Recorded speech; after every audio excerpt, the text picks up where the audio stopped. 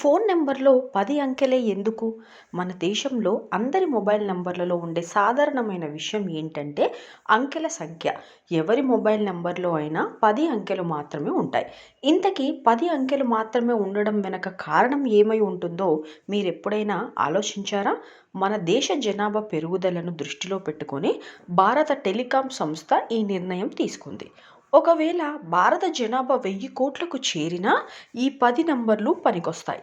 ఇందుకో ఉదాహరణ చూద్దాం. మీ దగ్గర 2 పుస్తకాలు, 2 బ్యాగులు ఉన్నాయనుకుందాం.